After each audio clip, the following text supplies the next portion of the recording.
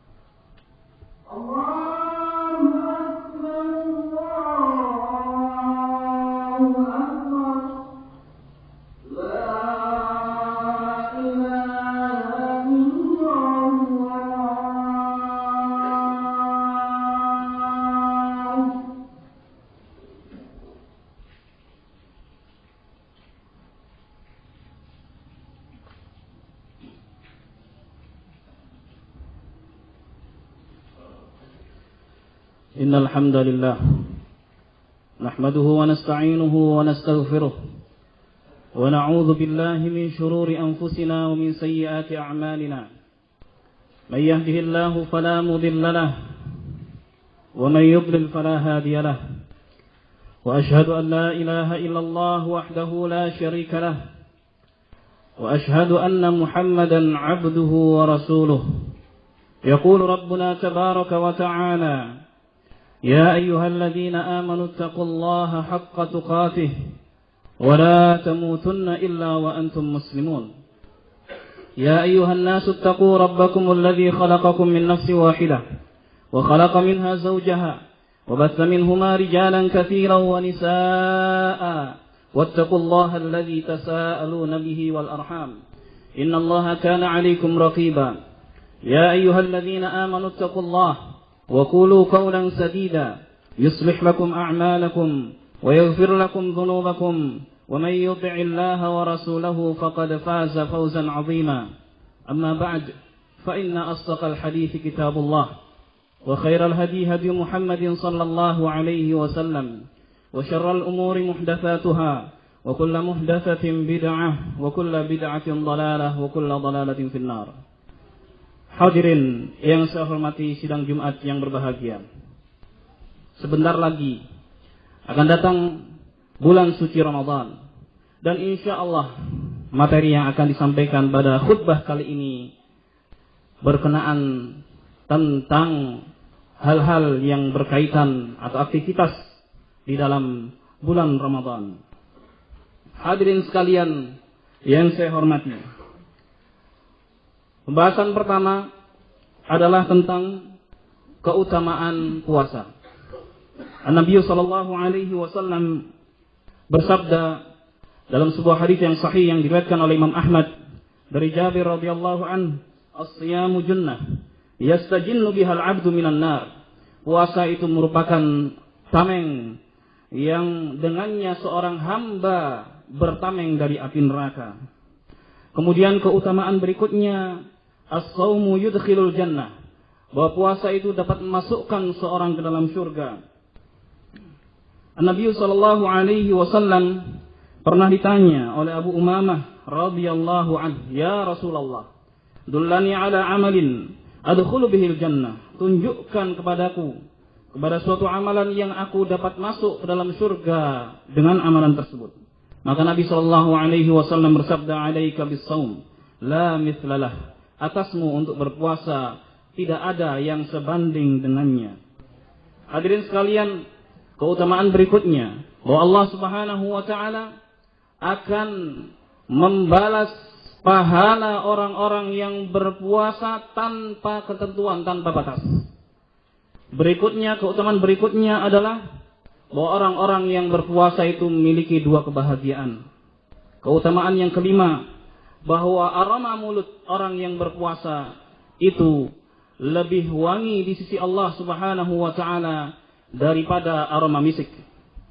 Dalam sebuah hadis yang diriwayatkan oleh Imam Muslim, Rasulullah sallallahu alaihi wasallam bersabda, "Kullu 'amal ibni Adam yudha'af, al-hasanatu bi 10 amsalha ila 700 dha'f." Setiap amalan anak Adam itu dilipat gandakan. Kebaikan itu dilipatkan 10 kali lipat sampai 700 kali lipat. Qala Allah Ta'ala, Allah Subhanahu wa taala berfirman, "Illa shaum," kecuali puasa. "Fa innahu li wa ana ajzi bih." Sesungguhnya puasa itu untukku dan akulah yang akan membalasnya. Yada'u syahwatahu wa ta'amahu min ajli. Dia meninggalkan syahwatnya dan tinggalkan makanannya karena aku, kata Allah. Walis-shaimi farhatan. Orang yang berpuasa itu memiliki dua kebahagiaan. Farhatun inda fitrih. Kebahagiaan pertama ketika dia berbuka, wa farhatun inda liqa'i rabbih. Dan kebahagiaan kedua ketika dia berjumpa dengan Rabb-nya dengan membawa puasa tersebut. Wala khulufu famis shaimi indallahi atyabu min rihil misk. Dan sungguh aroma wangi mulut orang yang berpuasa itu lebih wangi di sisi Allah Subhanahu wa taala daripada wanginya misik. Hadirin yang saya hormati, pembahasan kedua adalah tentang keutamaan bulan Ramadan. Ketahuilah bahwa bulan Ramadan adalah bulannya Al-Quran, di mana di bulan Ramadan tersebut Al-Quran diturunkan. Allah Subhanahu wa taala berfirman, "Syahrul Ramadan alladzi unzila fihi al-Qur'an hudan lin-nasi wa bayyinatin minal huda wal furqan, faman syahida minkumus syahra falyasum." Bulan Ramadan adalah bulan yang diturunkan padanya Al-Quran sebagai petunjuk bagi manusia dan bayyinat, keterangan-keterangan dari al-huda, petunjuk dan pembeda. Maka barang siapa yang masuk di bulan Ramadan, wajib atasnya untuk berpuasa. Kemudian keutamaan bulan Ramadan berikutnya adalah tasfidus syayatin wa iglatu abwabin niran wa fatih abwabil jinan. Bahwa setan-setan itu dibelenggu di bulan ini dan pintu-pintu neraka ditutup serta pintu-pintu surga itu dibuka. Nabi sallallahu alaihi wasallam bersabda, "Idza jaa Ramadan, futihat abwabul jannah wa ghulliqat abwabun niran wa suffidatis syayatin." Apabila datang bulan Ramadan, pintu-pintu surga dibuka, pintu-pintu neraka ditutup dan setan-setan dibelenggu. Keutamaan berikutnya bahwa di bulan Ramadan itu terdapat satu malam yang lebih baik dari 1000 bulan, yaitu yang dikenal dengan malam Lailatul Qadar. Hadirin sekalian yang saya hormati, perlu kita ketahui bahwa hukum puasa bulan Ramadan adalah wajib. Hal ini sebagaimana firman Allah Subhanahu wa taala, "Ya ayyuhalladzina amanu kutiba alaikumus shiyam kama kutiba 'alal ladzina min qablikum la'allakum tattaqun." Wahai orang-orang yang beriman, telah diwajibkan atas kalian untuk berpuasa sebagaimana telah diwajibkan atas orang-orang sebelum kalian agar kalian bertakwa. Hadirin sekalian, ini hadis yang pertama. Adapun hadis ini adalah dalil yang pertama. Adapun dari hadis Nabi sallallahu alaihi wasallam, Nabi sallallahu alaihi wasallam bersabda, "Bunyal Islamu ala khams." Islam itu terbangun di atas lima pondasi. Yang pertama adalah syahadatu alla ilaha illallah wa anna Muhammadar Rasulullah wa iqamis shalah wa ita'iz zakah wa hajjil bait wa shaumi Ramadan. Islam itu dibangun di atas 5 hal. Yang pertama adalah persaksian bahwa tidak ada yang berhak untuk diibadahi dengan benar kecuali Allah, dan bahwa Muhammad sallallahu alaihi wasallam adalah utusan Allah. Di sini ada satu poin yang perlu saya ingatkan, bahwa makna la ilaha illallah adalah tidak ada yang berhak untuk diibadahi dengan benar kecuali Allah. Barang siapa yang menerjemahkan la ilaha illallah dengan terjemahan tidak ada Tuhan selain Allah, maka ini adalah terjemahan yang salah. Kenapa salah? Karena Tuhan-Tuhan yang dianggap dan diibadahi oleh orang-orang lain, ya, selain Allah, itu pun disebut dengan Allah. Kalau kita memaknakan tidak ada Tuhan selain Allah, ya, tidak ada Tuhan selain Allah. Artinya Tuhan-Tuhan yang dianggap, ya, itu merupakan Allah. Maka ini keliru. Maka penerjemahan yang benar adalah, atau penafsiran yang benar dari kata la ilaha illallah adalah tidak ada yang berhak untuk diibadahi dengan benar. Artinya tidak ada satupun yang berhak untuk diibadahi. Isa alaihissalam tidak berhak untuk diibadahi. Maryam tidak berhak untuk diibadahi. Patung-patung tidak berhak untuk diibadahi. Tidak ada yang berhak untuk diibadahi dengan benar selain siapa? Allah subhanahu wa ta'ala. Dialah yang berhak untuk diibadahi. Hanyalah Allah subhanahu wa ta'ala yang berhak untuk diibadahi. Kemudian persaksian bahwa Muhammad sallallahu alaihi wasallam adalah utusan Allah. Kemudian yang kedua adalah mendirikan salat. Yang ketiga adalah menunaikan zakat. Yang keempat adalah haji ke Baitullah Al-Haram. Dan yang kelima adalah berpuasa di bulan Ramadan. Nah, ini syahidnya, bahwa puasa di bulan Ramadan merupakan salah satu pokok dari pokok-pokok Islam. Hadirin sekalian yang saya hormati. Kemudian pasal berikutnya tentang motivasi untuk berpuasa di bulan Ramadan. Nabi sallallahu alaihi wasallam bersabda dari hadis Abi Hurairah radhiyallahu taala anhu, beliau menyatakan, "Man shama Ramadhana imanan wa ihtisaban, ghufira lahu ma taqaddama min dzambihi." Barang siapa yang berpuasa di bulan Ramadan dengan penuh keimanan dan penuh harap akan pahala di sisi Allah Subhanahu wa taala, maka akan diampunilah dosa-dosa dia yang telah lalu. Di sini ada satu poin, yaitu imanan dengan keimanan. Berpuasa bulan Ramadan dengan penuh keimanan. Apa maksudnya dengan penuh keimanan? Iman itu tidaklah muncul kecuali di atas dasar ilmu. Ya. Ilman itu tidak akan tumbuh kecuali di atas dasar ilmu. Kita tahu bahwa puasa di bulan Ramadan merupakan perintah dari Allah Subhanahu wa taala. Kalau kita menghadirkan perasaan ini, niat ini ketika kita jalankan puasa di bulan Ramadan, maka akan tumbuh keimanan dan keikhlasan. Demikian pula ihtisaban, berharap-harap pahala dari Allah Subhanahu wa taala, maka yang demikian ini ketahuilah tidaklah menafikan keikhlasan. Justru itulah yang disebut keikhlasan. Seorang beribadah hanya untuk Allah Subhanahu wa taala dan mengharap pahalanya, inilah yang disebut dengan ikhlas. Maka orang yang berpuasa di bulan Ramadan seperti ini, niscaya dosa-dosanya yang telah lalu akan diampuni oleh Allah Subhanahu wa taala. Hadirin yang dimuliakan oleh Allah Subhanahu wa taala. Berikutnya adalah istijabatud du'a wal 'idqu minan nar. Bahwa di bulan Ramadan orang-orang yang berdoa akan mudah dikabulkan oleh Allah Subhanahu wa taala. Dan di bulan Ramadan pula terdapat pembebasan dari api neraka. Rasulullah sallallahu alaihi wasallam bersabda, "Inna lillahi fi kulli yawmin wa lailatin utaqa'a minan nar fi syahri Ramadan." Sungguhnya Allah Subhanahu wa taala pada setiap hari dan malam memiliki orang-orang yang dibebaskan dari api neraka di bulan Ramadan. Wa inna likulli muslimin da'watan yad'u biha, Dan setiap muslim yang memiliki doa yang dia panjatkan kepada Allah Subhanahu wa taala di bulan Ramadan tersebut, fayustajabulah, niscaya akan dikabulkan dan diterima oleh Allah Subhanahu wa taala.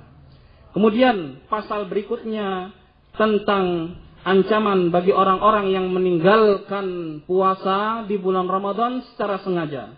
Ketahuilah datang sebuah hadis dari Abi Umamah Al-Bahili radhiyallahu taala anhu bahwa Rasulullah sallallahu alaihi wasallam pernah cerita bahwa beliau pernah dibawa oleh malaikat. Di tengah-tengah hadis beliau menyatakan faida ana biqaumin mu'allaqina bi'araqibihim musyaqqaqatun ashdaquhum tasilu ashdaquhum daman. Saya melintas kepada suatu kaum yang kaki-kaki mereka terikat, jadi terbalik, di mana pinggiran-pinggiran bibir mereka itu sobek, ya, dan sobeknya itu mengeluarkan darah, mencucurkan darah. Qultu, kemudian Nabi sallallahu alaihi wasallam bertanya, man haula? Siapa mereka? Alladzina yuftiruna qabla tahillati shaumihim. Mereka adalah orang-orang yang berbuka sebelum dihalalkan untuk berbuka. Yaitu di tengah bulan Ramadan mereka sengaja untuk tidak berpuasa. Inilah ancaman bagi orang-orang yang berbuka dengan sengaja di bulan Ramadan. Berikutnya hadirin sekalian yang saya hormati, kita bicara tentang ahkamus siyam. Berapa hukum tentang puasa? Yang pertama adalah ihsa'u iddat Sya'ban, menghitung-hitung bulan Sya'ban. Ya. An-Nabi sallallahu alaihi wasallam bersabda dalam sebuah hadis yang sahih dari Abi Hurairah radhiyallahu taala anhu. Beliau bersabda, "Sumu li ru'yatihi wa aftilu li ru'yatihi fa in ghumma 'alaikum fa akmilu Sya'bana 30."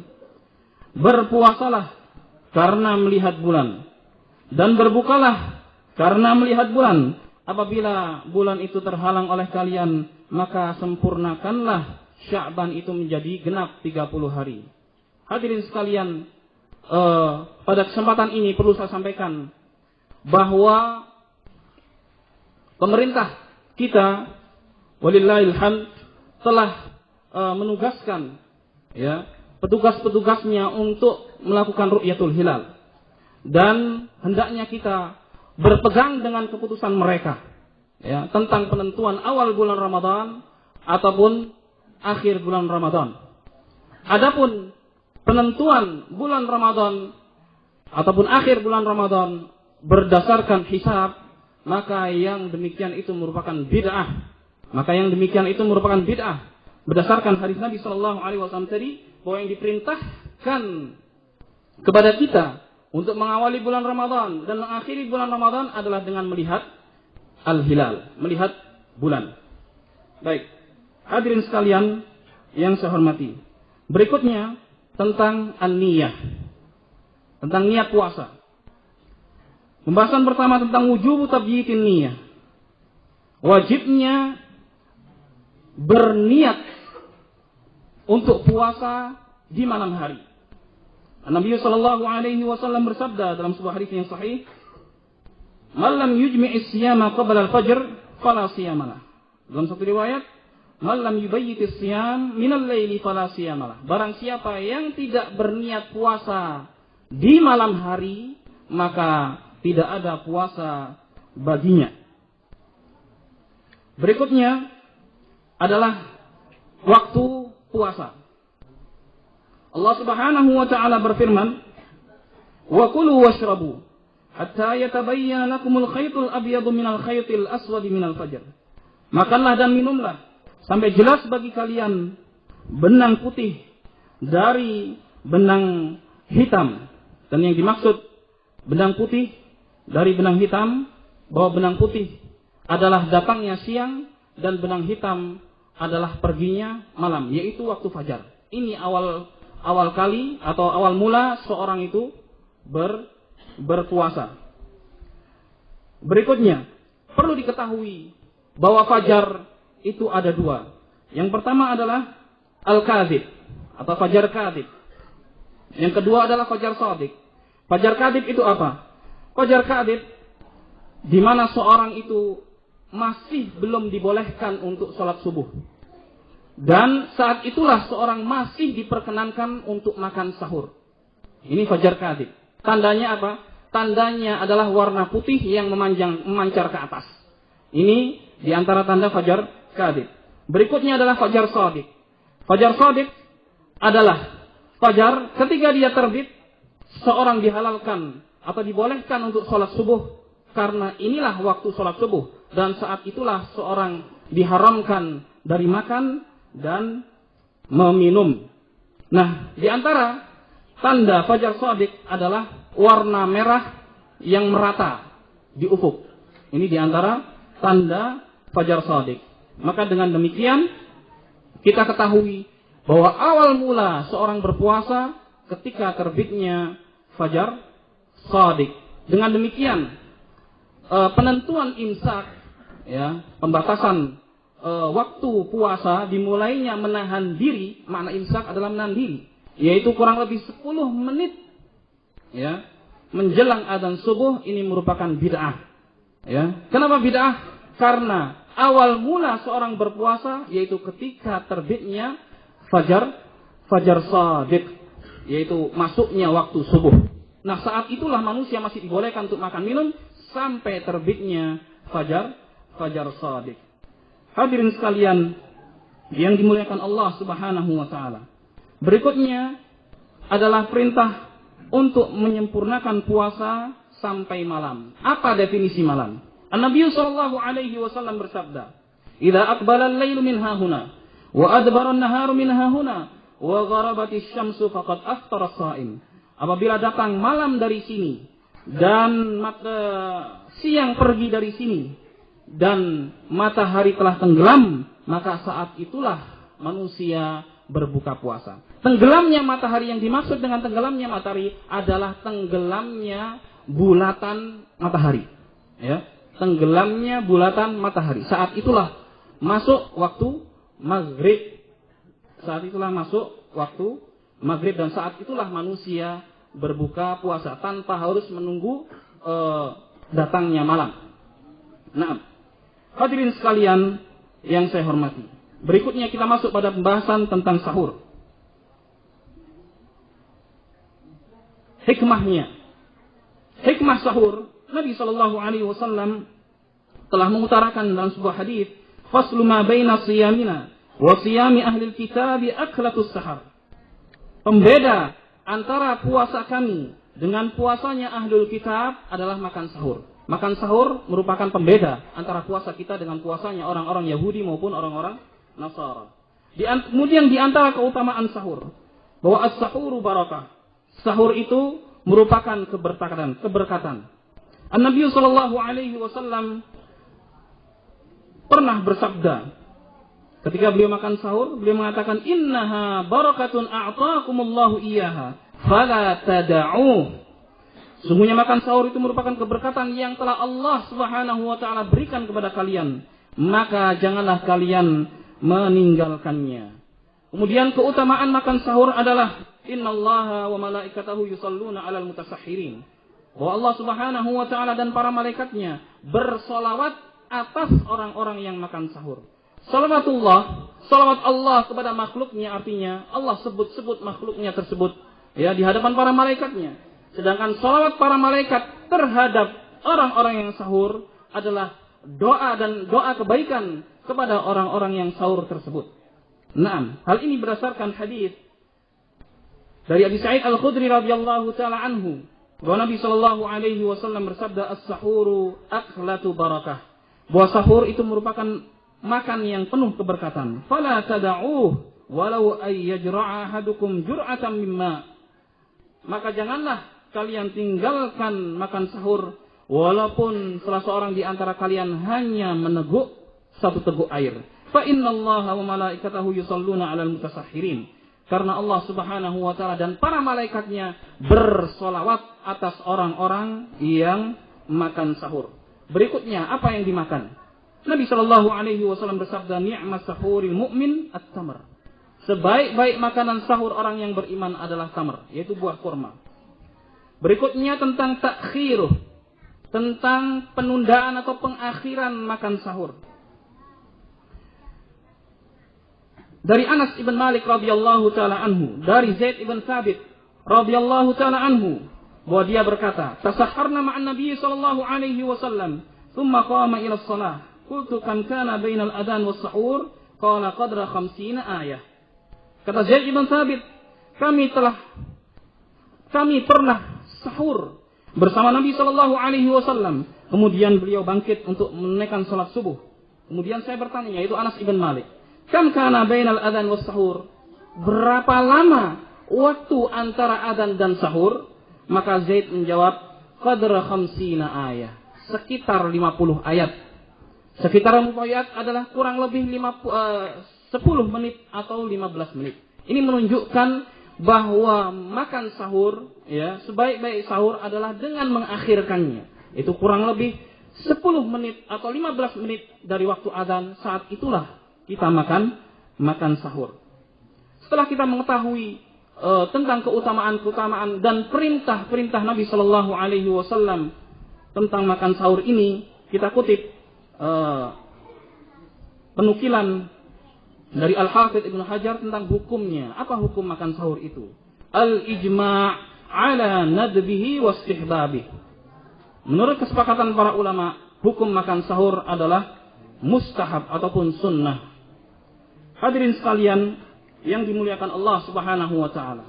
Pembahasan berikutnya adalah tentang hal-hal yang wajib untuk ditinggalkan oleh orang-orang yang berpuasa. Yang pertama adalah qauluz zur, yaitu ucapan dusta ataupun bohong. An-Nabi sallallahu alaihi wasallam bersabda, "Man lam yada' qaulaz zur wal 'amala bih, falaysa lillahi azza wa jalla hajah ay yada'a ta'amahu wa syarabah." Barang siapa yang tidak meninggalkan dustanya ketika berpuasa dan justru dia jadikan hal tersebut menjadi lalapan, maka Allah Subhanahu wa taala tidak butuh dengan puasanya. Kemudian yang kedua adalah al-laghu war-rafath, yaitu perbuatan yang sia-sia serta ucapan-ucapan yang vulgar dan porno. Ini yang dilarang, yang hendaknya ditinggalkan oleh orang-orang yang berpuasa. Nabi sallallahu alaihi wasallam bersabda dalam hadis Abi Hurairah radhiyallahu anhu, "Laisa as-siyamu minal akli wasyarab." Puasa itu bukanlah hanya menahan makan dan minum. Innamas siyamu minal lagwi war-rafath.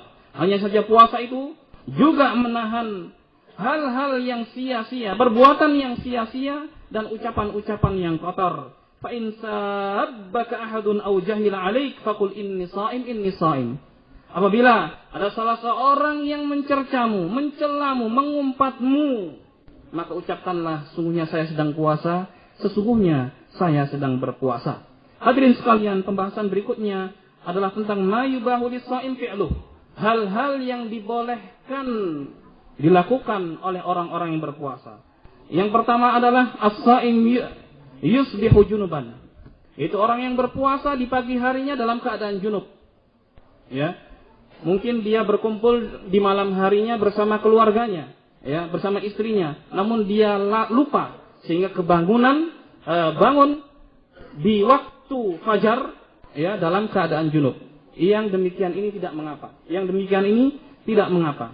Dari Aisyah dan Ummu Salamah radhiyallahu anhuma, beliau mengatakan, Nabi sallallahu alaihi wasallam kana yudrikuhul fajr wa huwa junubun min ahlihi, thumma yaghtasil wa yasum.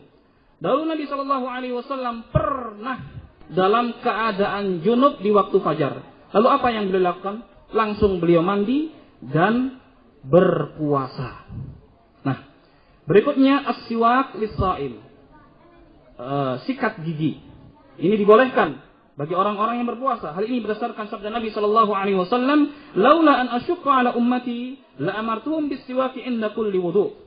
Seandainya tidak memberatkan atas umatku, niscaya aku akan perintahkan mereka untuk sikat gigi atau bersiwak setiap kali wudu. Nah, perintah ini umum, setiap kali wudu, berlaku bagi orang yang berpuasa dan yang tidak berpuasa. Syekh Abdul Aziz Ibn Baz rahimahullah pernah ditanya, apakah boleh sikat gigi dengan menggunakan odol saat berpuasa? Beliau menyatakan boleh. Hadirin sekalian yang dimuliakan Allah Subhanahu wa taala. Kemudian Di antara hal-hal yang dibolehkan adalah berkumur-kumur dan memasukkan air ke hidung. Nabi Shallallahu Alaihi Wasallam bersabda, "Wa balik fil istinsyaq illa an takuna sha'iman." Maka keraskanlah dalam masukkan air ke dalam hidung ketika wudu, kecuali jikalau engkau sedang berpuasa. Artinya boleh, namun jangan sampai keras-keras ketika memasukkan air ke dalam hidung. Berikutnya, al-mubasyaratu wal qublah lis-sha'im, yaitu bercumbu dan mencium bagi orang yang berpuasa. Ini dibolehkan. Siapa yang dicium? Keluarganya atau istrinya. Naam. Telah sabit dari Aisyah radhiyallahu taala anha bahwa beliau pernah berkata, "Kana Rasulullah sallallahu alaihi wasallam yuqabbilu wa huwa sha'im wa yubashiru wa huwa sha'im." Nabi sallallahu alaihi wasallam pernah mencium dalam keadaan puasa dan pernah bercumbu dalam keadaan berpuasa. Dan perlu di sini diberikan catatan, dimakruhkan bagi orang yang masih muda untuk melakukan hal tersebut dan dibolehkan bagi orang yang sudah tua. Kenapa demikian? Karena orang yang tua biasanya lebih bisa menguasai dirinya, berbeda dengan orang muda.